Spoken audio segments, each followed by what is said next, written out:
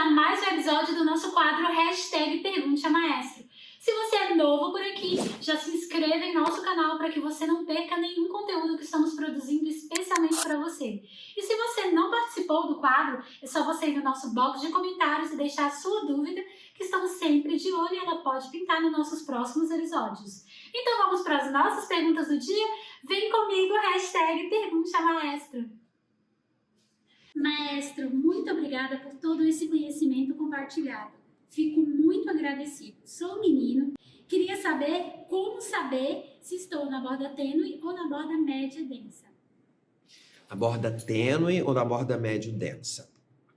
Bom, a borda tênue, quando um homem, se é menino, quando um homem, que depende da sua idade, fica muito claro, tá? Quando um homem está na borda tênue, meu professor dizia uma coisa muito legal. A borda densa do homem é a voz usual e a borda tênue é a voz ocasional. O que isso quer dizer? Que quando eu estou na borda tênue, essa voz não é normal. Eu posso até falar assim, mas o quê? Mas isso é ocasional. Então, para você saber se você está tênue, você está com essa voz que é meio esquisita, né? Às vezes é meio Mickey, não é? Fica uma coisa meio Mickey. Então, essa voz, às vezes, ela tem uma característica, vamos dizer, feminina. Mas se eu fizer ela grave, você não sabe, né? Eu estou fazendo ela grave e não parece feminina. Então, eu tenho que sentir que tem esse timbre ocasional. E a minha borda densa é a minha voz usual. Se é média, ela está assim, ou seja, na sensação de apneia com pouca recrutagem, tá bom? Então vou alternar as duas, falando um Colin de janeiro, fevereiro, olha lá.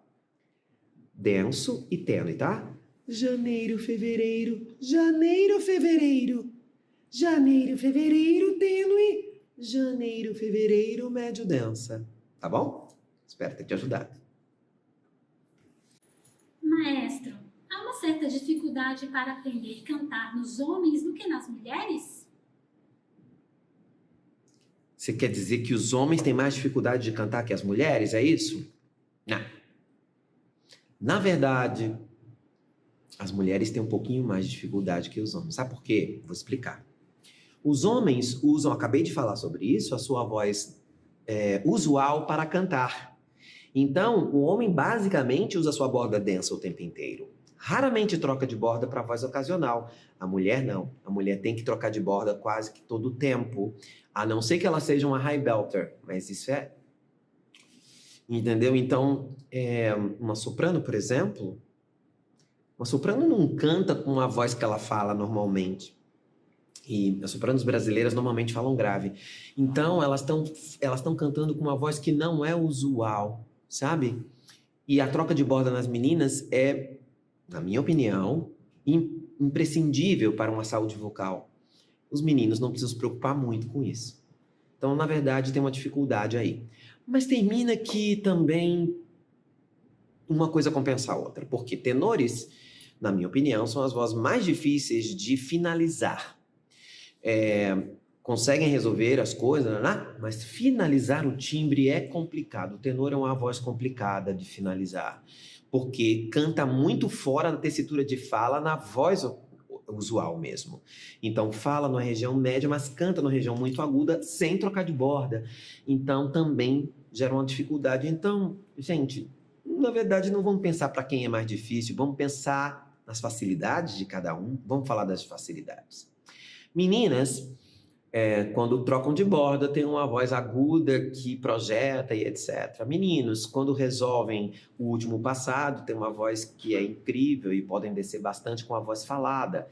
Quer dizer, cada um tem suas particularidades. E eu gosto de enxergar as vozes sempre por aquilo que elas têm de bom e nunca pelas dificuldades. Tá bom? Maestro, de todas as excelentes aulas que tive com você como professor capacitado, foi dito: a voz está fácil, falta mais texto. Como posso trabalhar melhor essa questão? Sair de um certo vício de imitar cantar trejeitos do cantor, no caso Elvis, para a minha própria voz e o meu próprio jeito de cantar. Consegui isso em uma aula e foi libertador. Porém, como posso manter isso? Vai além da técnica? Muito obrigada, maestra. Olha, pode ir além da técnica, sim. Existem vários caminhos para você melhorar isso. O primeiro caminho é você ter um coach de interpretação, que não necessariamente precisa ser um professor de canto. Pode ser um coach simplesmente de teatro, um coach de interpretação que vai te ajudar a trabalhar o texto sem cantar. Se você quiser, eu posso te indicar. Eu tenho alguns. Inclusive, uma que é bem interessante, que é cantora, mas que é atriz, que tem uma carreira legal, eu posso te ajudar. Outro caminho é fazer um exercício que eu chamo de falar cantando, que é você pegar o texto da música e ir repetindo o texto até chegar no tom dela, por frases.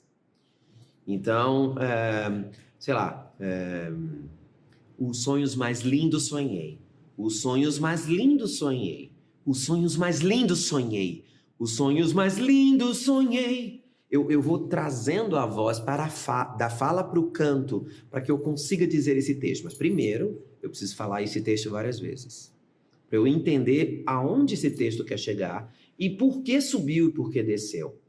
Então, isso realmente vai além da técnica. Agora, te digo, se você não tem a técnica resolvida no gogó, às vezes fica difícil, porque o ator quer dizer uma coisa, mas o cantor não tem as ferramentas para expressar. E aí você empaca. Então, é uma faca de dois legumes. Você tem que tentar desenvolver a sua voz tecnicamente com o professor de canto e procurar esse coach. Agora, cuidado, gente. Eu vou falar uma coisa bem tabu aqui. Pergunte a maestro, é um tabu, né? Eu fico quebrando tabu o tempo inteiro. Os professores de canto devem odiar esse quadro. Tem muito coach de interpretação que coloca o cantor pior do que quando ele começou.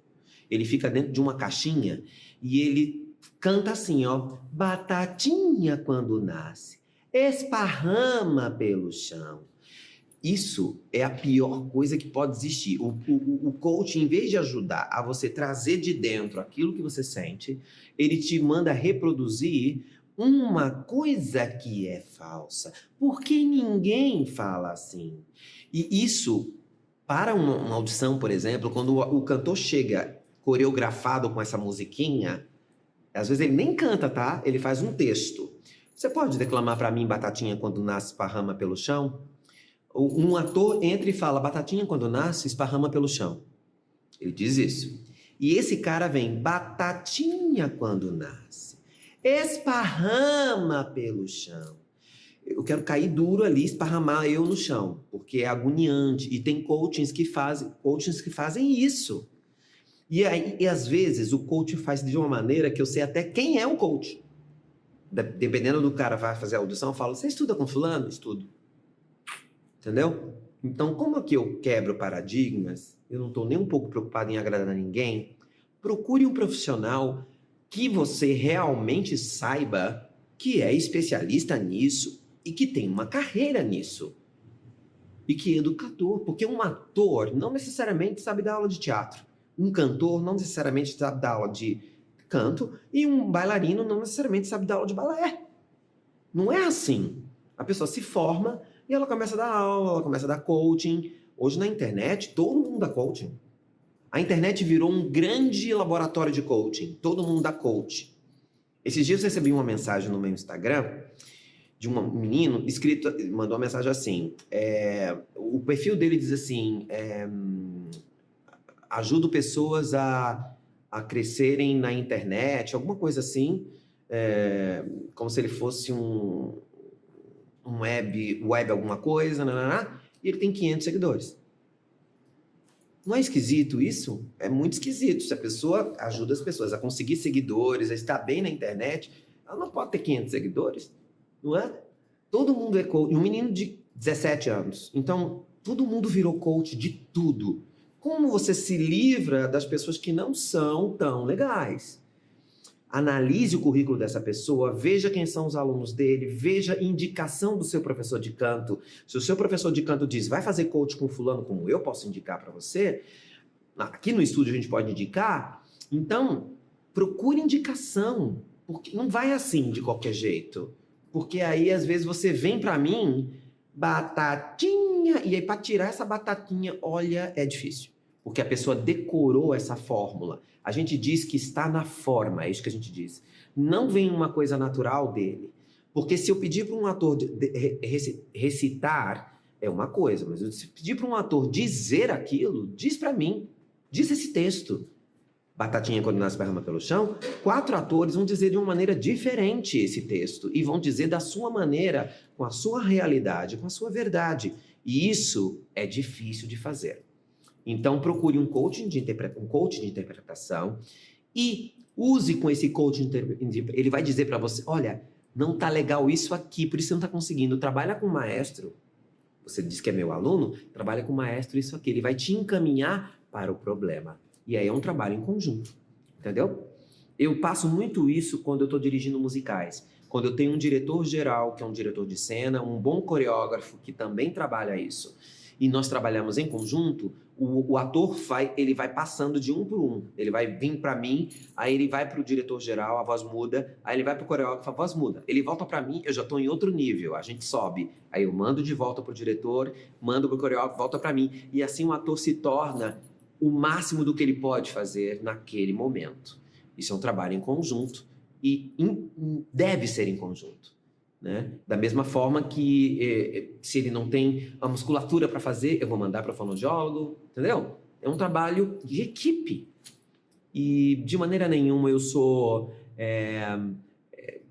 me acho capacitado para fazer absolutamente tudo. Não, eu sei. Eu sei dar coaching de texto, eu dou coaching de texto para meus alunos. Mas para quê? Se tem alguém para fazer isso, não é? Especializado nisso, e eu fico na minha parte, que é especialização. A minha especialização é realmente em voz cantada e trabalhar isso no ator. Quando eu estou dirigindo é diferente. Quando eu estou dirigindo, aí não. Aí eu tenho que puxar do ator.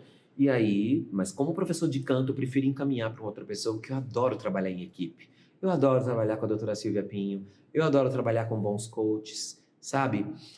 Adoro trabalhar com os meus alunos como professores. Eu adoro encaminhar meus alunos para outros professores capacitados, para ver o trabalho dos outros professores. Eu curto, eu sou tiete dos meus colegas e eu adoro trabalhar em equipe. E eu acho que o trabalho em equipe favorece a todos nós, porque a gente trabalha menos. E quem ganha com isso? O ator. Tá bom? Aproveite para conhecer um pouco do Mindvox. Alan, roda o VT pra gente.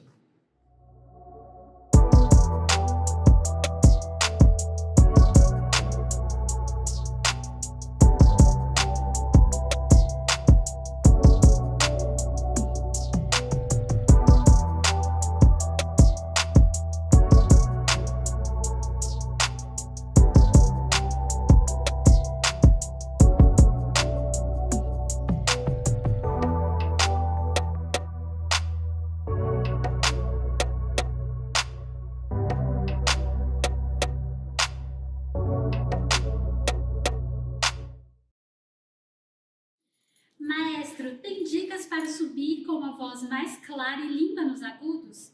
Potente, mais suave ao mesmo tempo? Porque meus agudos estão bem potentes, mais estridentes. Mas tem vezes que eu queria subir com menos desse brilho, mas com uma boa potência, sem aquela característica de grito. Muito obrigada pela sua atenção. É um homem. É um homem. Tá bom. Eu acho que você já fez pergunta aqui no Pergunte a Maestra, hein? Tá bem parecida essa pergunta com o que já veio aqui. Ou é o mesmo problema dessa pessoa que perguntou. Tá muito parecido. Olha, resposta, aulinha. Não consigo te dizer isso aqui, porque eu não sei qual é o seu brilho. Esse brilho que você está dizendo, que quando você fala muito brilho não é ruim, mas é quando você fala a palavra gritado, aí já me dá a entender que não é um brilho do bem. Então, eu fico confuso em te ajudar. A coisa que eu posso te dizer é a seguinte. O abaixamento da laringe, ou pelo menos isometria do esternotireoide, que é o músculo mais importante abaixador da laringe, isso faz com que a diminuição do volume ajudam a manter essa doçura que você está pedindo. Então, diminuir a voz para uma voz muscular, uma voz de economia, sem trocar de bordas, com a laringe mais baixa. De novo, eu volto para o mesmo lugar. Janeiro, os membros do canal já sabem de cor, estão fazendo na casa deles. Janeiro, fevereiro, março, abril. Agora o segredo é subir com isso. Janeiro, fevereiro, março, abril. Subir com isso para não acontecer isso aqui, ó. Janeiro, fevereiro, março, abril. Esse brilho me parece do mal. Janeiro, fevereiro, março, abril. Esse me parece um pouquinho melhor. O problema deste aqui é que acontece normalmente isso aqui, ó. Janeiro, fevereiro, março, abril. Troco de borda. Então, preciso de aulinha para saber como fazer isso. Porque não dá para fazer isso assim aqui no Pergunte. Pergunte ao maestro, não dá para fazer aula, dar aula de canto. Agora, de novo, uma aula, você entende isso. Não precisa de muita aula, gente. Uma aula, aí você vai trabalhar a musculatura depois com o seu professor de canto, ou, sei lá, com o seu fonoaudiólogo, etc. Tá bom? Eu encaminho para o fonoaudiólogo, às vezes, da sua cidade, você vai trabalhar com ele, ou professor de canto da sua cidade, mas você precisa entender qual é o problema que você está fazendo para conseguir esse brilho. Tá bom? Maestro, parabéns pelo quadro, está incrível. Aqui, minha dúvida. Minha borda tênue é muito estridente e a minha densa é bem mais fraca. Mas a minha tênue é exageradamente estridente. Então estou tentando subir com a borda densa. Mas quando chega no meu passádio, eu passo automaticamente para tênue. Teria alguma dica para subir de borda densa? Sabe, para deixar aquela voz mais redonda e gostosa de ouvir? Tome. Aulinha. Acho que as respostas das perguntas todo desse episódio vão ser aulinha. Ó, esquisito você falar isso, mas que a borda tênue é mais estridente do que a borda densa. Será que você está falando certo? Mas tudo bem. Uma maneira de você subir de borda densa mais redondo é o collen de meia cobertura. O collen de meia cobertura, que é esse, uou! Eu brinco com os meus alunos que eu tinha um pedreiro na minha casa, eu já falei isso aqui, um terreno de 1.000 metros, lá no final ele falava, seu Marconi! Seu Marconi! A vozinha redonda, não via, seu Marconi! Não vem assim, porque senão, essa voz não vai projetar. Seu Marconi! Ele fazia isso, a voz corria, certo? Num terreno grande. E eu do meu quarto falava, meu Deus, o meu pedreiro faz minha cobertura. E é isso, é a maneira que ele encontra de projetar a voz e me chamar sem se forçar. Então, esse calling talvez seja o melhor. Quando você chama alguém na rua, você vai ver a pessoa ser atropelada. Você faz, ei! Você não fala, ih! Oi! Você não faz isso. Você fala, oi! Ei! Esse calling é um calling natural. Então, pensar nesse calling com pouca massa recrutável vai deixar a sua voz mais encorpada. Então, uou, essa profunda para subir. Seu Marconi mais profundo. Uou! Isso vai deixar sua borda arredondada, sua borda densa mais com som mais arredondado, e você vai conseguir subir mais. Mas não é tão simples assim, porque se fosse simples, todo mundo faria, não é? Também não é um bicho de 7 cabeças. Precisa de aulinha para que você não suba e ela troque de borda e quebre. Uou! Uou! Uou! Né? Ao mesmo tempo que ela não mude de cor e a laringe suba. Uou! Uou! Uou! Então, isso você não vai conseguir fazer sozinho, porque é músculo e é tudo interno. O professor de canto tem que dizer, sua laringe subiu, você trocou de borda, sua faringe apertou, e isso a gente precisa de aulinha. De novo, uma já vai te ajudar, aí você continua trabalhando sozinho, aí você volta depois, 1 mês depois, 2 meses depois. Maestro, eu consegui fazer aquilo, foi incrível. Não precisa ser comigo não, tá, gente? Pode ser com um professor de canto. Um professor de canto que domine belt contemporâneo, que saiba fazer calling de meia cobertura, vai te ajudar, super te ajudar. Você vai ver que não é tão complicado, basta que te informem o caminho das pedras, tá bom? Olá, maestro, tudo bem? Primeiramente, gostaria de saber o conceito de qualidade musical e gosto pessoal aplicados ao canto popular. O que é uma música de qualidade? Uma outra pergunta minha é sobre as grandes divas dos anos 90, Mariah Carey, Celine Dion e Whitney Houston. Alguns costumam citá-las como a trindade vocal. O que cada uma delas traz de especial para a música? Sou muito fã delas e muito obrigada por responder todas as minhas perguntas. Abraços. Olha, essa pergunta é uma pergunta muito particular. E eu preciso te responder de uma maneira muito particular. Porque gosto musical... Como é que eu vou explicar isso para você? Vamos falar sobre objeto de arte. Vamos falar sobre o que é o objeto de arte, o que é uma obra-prima, não é? Quando você escuta uma música ou você vê um quadro que é uma obra-prima, o que acontece com você? Existe uma discussão sobre a arte hoje para se saber o que é arte, o que é objeto de arte. Então, tem uma piada que se conta que é um quadro que colocaram na internet, um quadro todo cheio de... como se fossem respingos, sabe? E com várias tintas. E é realmente bem bonito. Eu achei bem bonito. E aí, perguntando de quem é esse quadro, de que grande pintor é esse quadro, e no fundo, era uma bolsa de um pintor que ele passava o pincel ali e limpava o pincel. Não era um objeto de arte. Era uma bolsa dele, que ele passava o pincel, uma bolsa de pano. O que é objeto de arte? O que é um objeto artístico é muito vago. Então, não vou ficar aqui discutindo teorias estéticas. Eu tenho as minhas. A minha teoria estética para definir um objeto de arte, a teoria que eu mais uso é a teoria dos opostos. O objeto de arte deve ter os opostos simultaneamente. Então, grave e agudo,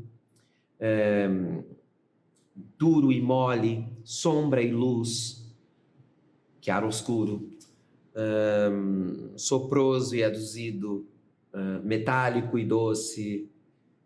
Eu sempre vou por aí. Então, uma voz que está o tempo inteiro preseteada, que não tem pintura, me incomoda. Você falou de 3 divas que pintam suas vozes com muitas cores. Whitney ficou famosa por essa troca linda de borda. And I will always love you. Essa troca de borda dela, a cor que ela pinta, o timbre é especial. A voz da Whitney se você pedir definições da voz da Whitney, uma voz potente e ao mesmo tempo doce. É isso que as pessoas dizem. Uma voz potente ao mesmo tempo doce. E da Mariah, uma voz potente ao mesmo tempo doce. E Celine, uma voz extremamente potente ao mesmo tempo doce. Uma voz que tem graves, que tem agudos, que tem dinâmica, quer dizer, é flexível, mas ao mesmo tempo é intensa. Então, intensa e flexível. Repara que tem essas qualidades. A voz da Whitney, quando ela canta na borda densa, tem um corpo e às vezes ela tira esse corpo, troca de borda e faz bem fininho. Quer dizer, tem uma voz mais fininha. A Mariah, então, nem se fala. Quando ela tá de belting, a voz tem um corpo. Quando ela troca para borda tenor ou whistle, é bem fininho. Então, tem essa voz mais lisa, quase sem vibrato, uma voz com vibrato no grave. Ela faz cry, quer dizer, é uma pintura. Eu encaro as 3 como pintores, sabe? Então, na música pop, a valorização do objeto de arte está na pintura. Quanto mais pintura, mais rica a voz é. Mas nem sempre é assim. Na ópera, por exemplo, é o contrário. A pintura tem que acontecer, mas a evenness da voz, a igualdade da voz, é o objeto de arte. Então, os cantores líricos trabalham para igualar seus registros, para que a voz seja igual do grave ao agudo, para que não haja muitas diferenças. Ao mesmo tempo, tem que pintar também, dificílimo. Tem que também ter pintura, mas a evenness está mais na frente. No teatro musical, o texto é a coisa mais importante. Então, eu preciso que o ator diga esse texto, independente da cor da voz, independente do que ele está fazendo de pintura. Porque se ele pintar demais, o personagem fica psicótico. Então, fica parecendo que está possuído por várias pessoas, entendeu? Então, depende do que você está cantando. Na Bossa Nova, quando acontecia a Bossa Nova, era uma voz igualada e pequena e falada. E era uma característica do estilo no João Gilberto especificamente. Então, a gente tem que analisar o estilo para saber se está dentro daquela característica e também tem um gosto pessoal. Porque tem coisas que eu não gosto e que as pessoas acham maravilhosas. No Brasil, inclusive. Tem gente que fala que cantores brasileiros são incríveis e eu não gosto. E tem gente que fala que cantores brasileiros são péssimos e eu amo. Gosto é uma coisa que não tem como discutir, não é? Tem gente que gosta de vermelho, tem gente que gosta de preto, como eu. Tem gente que gosta de usar um lenço com um broche. Tem gente que não gosta de usar nem gravata. Então, não dá pra gente julgar pelo gosto. O que dá pra gente ter é uma teoria estética, e tem várias. Eu te disse a minha. Então, de repente, você pode usar isso aliado ao seu gosto. Acho que isso vai ser legal. Mas, sem dúvida, você tem que conhecer o estilo para você saber quais são os pré-requisitos do estilo. O que é que o estilo pede? Não é? Então, espero ter te ajudado.